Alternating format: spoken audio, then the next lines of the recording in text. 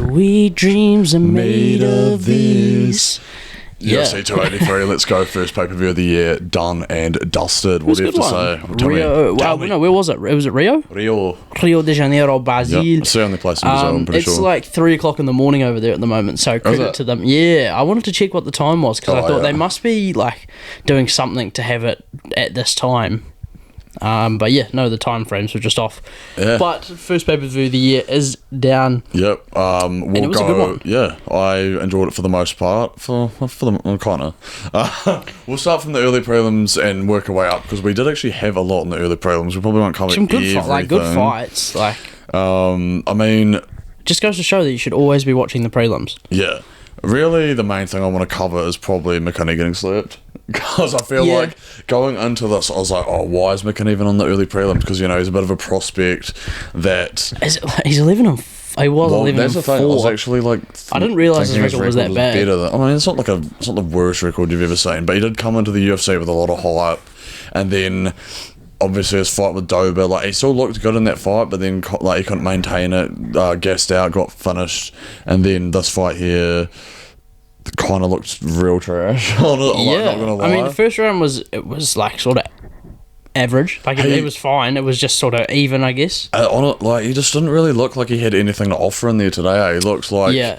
He looks real intimidated. He was susceptible to big shots, and that certainly paid off towards the end. Speaking of big shots, flying knee. Yeah, is it Ibrahim Bonfim? I can tell you right now. I know it starts with I. It's one of the halves. It is Ismail. And what's the other one? That was Gabriel.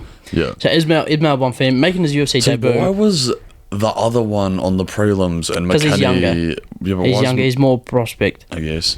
And it's in Brazil. Like, McKinney is not a prospect to Brazil, I guess. Yeah. But yeah, he got slapped. Yeah. I don't think he... Like, if he's fighting like that against Paddy, I think Paddy beats him.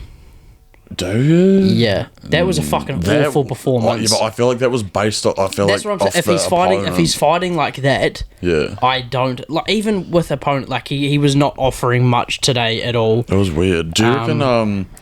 Because was this Drew Dober fight the one just before this one? No, it wasn't. He had one in between. Fought Bobby Green, so depends how long of a layoff he had. I don't know. It was just a real weird performance. But yeah, he just looked average. For a prospect as well, you would have expected more. But we have a new prospect in Ismail Bonfim. Both of them, yeah. Yeah, but both just of them. before I get to that other one, the just last thing I wanted to cover on the early prelims was, how do you say his name? Is it Jalton Almeida? Yeah, Jalton. He looks good, Bro, he looks like a beast. He's huge as well. But absolute dominance. Not huge as in huge. Like, he's just shredded for heavyweight. He used to fight at light heavyweight. He's 6'3", 224. But small for a heavyweight, you'd think. Yeah, so he's actually on quite a big win streak. He's off the Contender Series. And he's had all finishes, I believe, up to this point. A combination as well of submissions and he just fucking like TKOs. The guy that he fought tonight, what was his name? Shamil. I swear he'll be some guy I've knocked out in UFC 4 probably. Probably. Surely he's not in UFC 4. I don't know. But this guy was already... Well, 3 fight losing streak going into that. But he has fought good fighters. Like, I saw Pavlovich there, wasn't it? Yeah, he got knocked out in the first round. Was that Chris Dorcas? Yeah, and okay, so he's fucking garbage. But Jalton looked like a beast. Good. We'll see if he can keep that up against the higher competition as he goes on. And then next on we had the brother, Gabriel Bonfim. Is that how you say it? Yep, so he's at what? Is he at welter? He is at welterweight, 49-second guillotine choke. Yeah, it was fucking... it was tight. What else do you have to say, really? Just a good... It was... They're both how old is he? He's the younger brother of the Bonfims. I'm on Wikipedia. And he doesn't have one yet. Yeah, they don't have pages. Wikipedia, the casuals. Yeah. Was that both of their debuts? It was, yeah. So obviously good debuts there for both of them. Yeah. Probably... Surely there's a lot of finishes on this card, actually. It was a good card to start the year. I wish a few more results went who I was supporting. Who I wanted to win. Yeah. Next up we had Thiago Moises' face crank. Didn't watch that. Cool. Robocop getting knocked out with the jab. I saw that. I didn't watch it. I was asleep. I looked up for the finish and then looked back down. But I mean, what on more can 8 you days' say? notice. A lot of these there fighters... was his UFC debut as well. The what's the guy's name? Ferreira. Ferreira. And he's undefeated, I'm pretty sure, as well, right? But even still, like, Robocop is, what's his name, Gregory Rodriguez. Yeah. He looked kind of decent. He is a bit of a prospect. Like, there's been a bit of hype surrounding him. Yeah. I'm not sure if it's just because he, like, had the sort of viral moment with the third eye. Yeah. But yeah, that happened on the prelims, and then we finished with Shogun getting finished in which his was just like, retirement I fight. just didn't even react. I didn't care at all. I was like, yeah, like we knew that. I wasn't surprised when it happened. But yeah, we move on to the main card. Yeah, Johnny Walker defeating Paul Craig. Johnny easily. Walker, the comeback. So yeah, he's called out. Do you see him call out John Jones? Yeah. Did he really? Apparently. I just saw him say about Apparently how he did. DC's the inspiration was what I saw him saying. No, not on the post fight. I don't think, afterwards. but I think afterwards I got told he called out John Jones. I'm like, okay, first of all, what, no. though? You know what? I wouldn't have been surprised if it was him to end John Jones. Like, he could, like, in the most random way possible. No. I think it would have been, like, the biggest... It would be him getting hit with a spine buster in 5 seconds. No, I have a feeling that... Not in any way do I think Johnny Walker would ever beat John Jones, but I think it would have been... If anyone was to beat John Jones, it would be comedian fighter. For the most 100% meme factor, Johnny Walker, like, would fluke as well. Imagine That's what I mean. That would be so funny. Like, bigger than Matt Hamill, I think Johnny Walker would be that guy. Yeah. But he looked decent. Paul it was Craig, a solid shot. Paul Craig is so one-dimensional. Yeah. He needs so much work on the feet, and then to incorporate that within his jiu-jitsu and wrestling and everything. Yeah. But he's quite far off. Next, Jessica Andrade absolutely destroying Lauren Murphy. So glad. I fucking hated DC. Stop the fight! I was like, no, I have her by decision on verdict. Oh, did you have? I had Andrade by decision. Did you? I did my first round knockout because that is exactly what I thought was going to happen. It almost did this happen. fight is exactly how I thought it was going to go, except I thought it was going to be the knockout in the first 10-9, round. 10-8, 10-8. I 10-8, I think, the whole time. I think I had 10-9, 10-8, 10-8. But, Lauren Murphy is not a someone was good saying, fighter. and it's like, I mean, I've said this a million times, I think, anytime I've talked about the UFC, but they're like, oh, how can someone ranked number 4 be that bad? It's like, that just is women's MMA, like the harsh reality. She fought for a title, like, it would have been like 2 fights ago. So did Andrade, and Andrade's got dominated as well. Exactly. But, like, that is just the harsh reality of women's MMA. Like, you have a champion, and then, for the most part, in every division, that everybody in the top 10 is just, like, they're just, none of them are really that good. They're just there. It's like, you see so many champions, especially in recent time, like, a fighter will get 1 win and get a title shot because that's just how dead the divisions are, like Juliana Pena. Or like a Holly Holm who, like, will lose a title fight, get 2 wins, back into a title fight, like... But yeah, that was utter domination. Absolute that fight. Destruction. Very satisfying. Next up, a fight Don't that want to talk about it. Move on to the co-main. It was. I wanted Magny to do something here, but it was as predictable as you'd think. 12 versus realistically like 3 or 4. Like, so the only reason I thought something might happen was because I'm the biggest Neil Magny fan. Yeah. So what I was gonna say is, like, I mean, there's nothing to really talk about in this fight, but I just kind of wanted to talk about welterweight as a whole because I called it the boxing division of the UFC where the contenders just don't fight each other. They don't fight each other. Like, this is the second fight in a row where Gilbert Burns has fought someone outside the top 10 and has been ranked in the top 5. Hamza. Which, I mean, that's understandable, but he still is outside the top 10. And it just shows how game I did hate Gilbert Burns for a while, but you have to put some respect on his name for what he's doing. Anyone. Exactly. I think he gets Bilal next. I don't think he gets Colby. I think Colby will take. But it's another thing. Like, even Bilal, like, every fighter, they're just constantly fighting ranked underneath them, like, over and over again. Did you see Bilal in the tweet? No. I wonder who he's going to call out, thinking it was going to be him. I was like, that's so embarrassing. Bilal, no one remembers your name, bro. Exactly. No one remembers it. Do you remember Alistair Black versus Velveteen Dream, where it was Say My Name?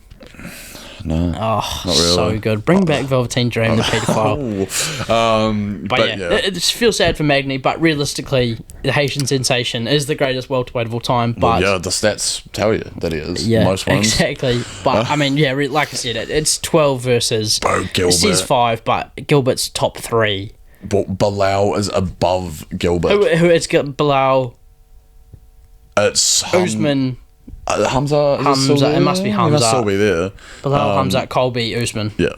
So I mean, like, I don't think he's above Bilal. Yeah. Oh no, I do. Sorry. I don't think Bilal's above him. Some but bullshit. Yeah, that was the welterweight fight. Co-main, yeah, disappointing. Figueiredo, to be fair, even the fight in general just wasn't that good. It wasn't competitive. Figueiredo just did nothing. Shit. But it wasn't competitive as if Moreno was murdering. It was just Figueiredo. It was just Figueiredo not doing anything. He just wasn't. I don't he's old. I don't know how well he's going to do. Just a weight cut. He looked, bro, because everyone's like, oh, move up to bantamweight. He looks so small, I reckon, though. Compared to Moreno. Moreno looks smaller huge, than Moreno. Yeah. And Moreno's a flyweight throwing him around like that. I just don't know. And he's got power, but I don't think he'll personally do well. I think he'll be too small for bantamweight. But I'm a huge Davison fan. Even after this performance, he fully ignited my interest in the flyweight division when he was champion briefly for the first time when he was destroying Benavidez. If only he didn't hit the nut shot, then we wouldn't be here. He would be a dominant champ. Because we can talk about this rivalry as a whole. First fight, I mean, I think we touched on it last time. But he won the first, second was an off night, third was arguably his. Moreno has the most simp. He's got one of the most simp fan bases I've ever seen. He's such a nerd. I don't even really mind him, but it's just his fan I don't know, base. just the way he looks really fucking he looks like McLovin. He's Mexicano McLovin. Yeah.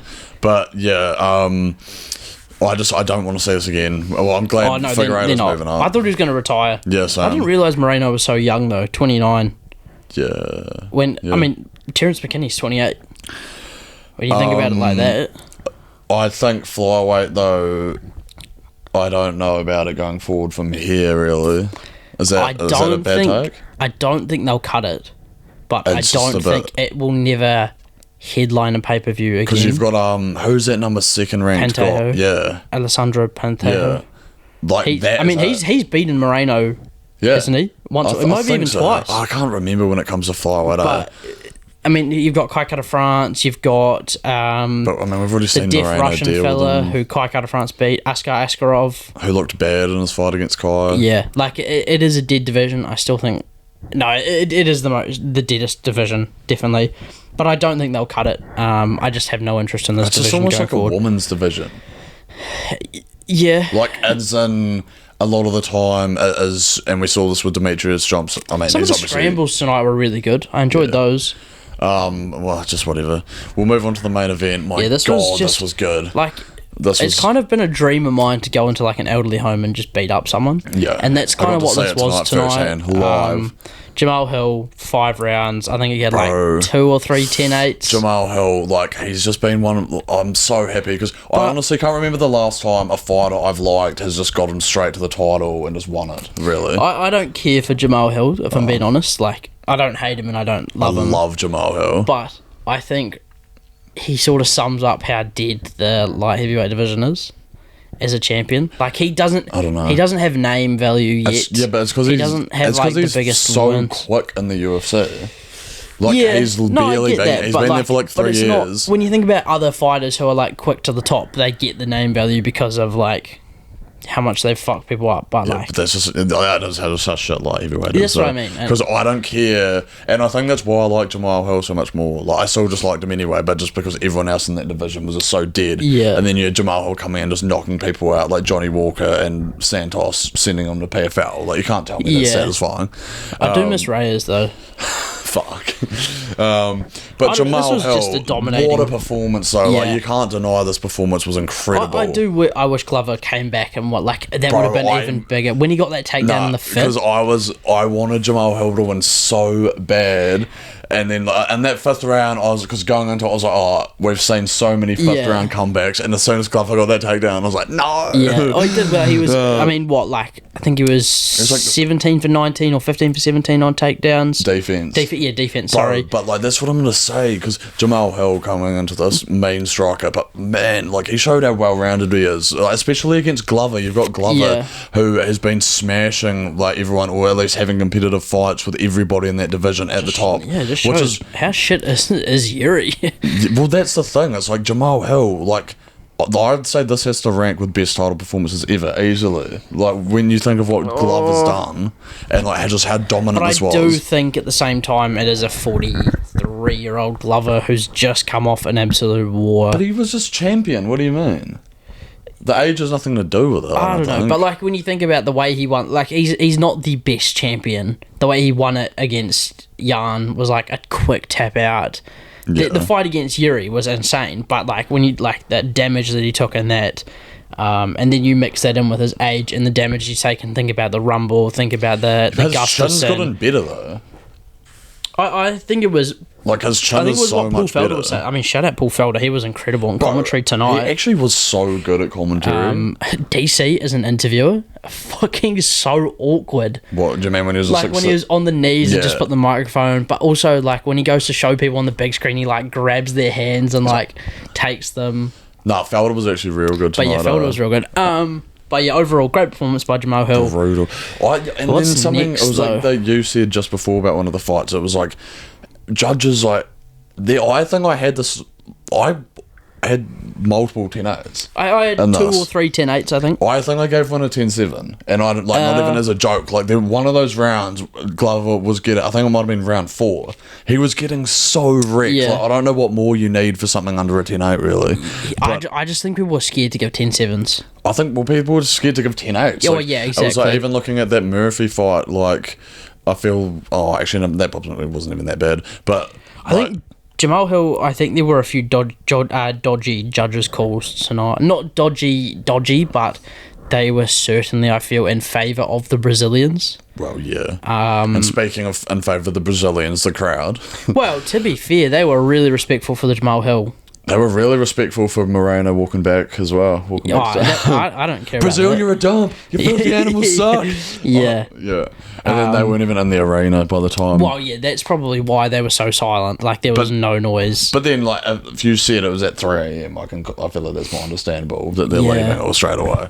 But next, do you just go Jamal versus either Jan or Ankalaev, or do Jamal... it depends when Yuri comes back. No, you do Jamal versus Anthony Smith. That's the one you do. If Anthony Smith can make a weight. Bro, that's the funniest part. Also, shout out Jamal Hill's gas tank. He held up real well. That's what I'm saying. Like, how well round. Like, it was in every aspect. And he took some big shots from Glover. Like, it was every aspect. And he switched it up. He took the reads, like the head kick throughout. Like, he switched that up. And he was clinching and, like, had some real good ground and elbows. And was able to get back to his feet. Like, I was actually just so impressed because, like, even as much of a fan of Hill I am going into this, I thought Glover was probably going to win due to that experience factor. Hill was favourite though, wasn't he? Yeah. But that surprised me. Like, I would not have thought Hill would be the favourite going in. Moreno was favourite against same, but then I guess in hindsight, I guess they know way more than I do. Yeah, I mean, you do Glover. I guess Glover versus the loser of Magomed. Glover's retired. Did he? Yeah. Oh, I didn't watch the post-fight interview. Oh, okay. There you go. He's retired. He retired in the post-fight interview. How much more satisfying would it have been, though, if he won the belt and retired? And then you have the vacant title again. Again, that would have been funny. And just shit on Dana's face. I'd want the cam on Dana's face. Yeah. I'd want her to be like, oh, thank you, Dana. And then Dana just like there you go. I stopped watching during Jamal Hill's interview to come around here, so. Yeah, he was like, and like, fair play to Glover. He was like, oh, I think I'm actually too tough for my own good and I'm taking so much damage in these fights. Those cuts were brutal. And I feel like a lot of other fighters, like Lauren, whatever her name is, Murphy, take this advice, probably. Yeah. Because you've already had your title shot and you're not getting anywhere else. So, I mean, Glover, I guess it really does depend, though, like, what you are as a fighter. Glover has, like, connections with the UFC and he has, like, the coaching stuff. Well, he said I understand that it's easier to retire. Yeah, well, and his age, it's not like he's, like, young, or, like, early 30s, mid 30s, and still was like, oh, I could keep going. Like, he's definitely, like, there's no time for him really to go on another run at this point. Yeah. And he said he just wants to focus on coaching Peter. Yeah.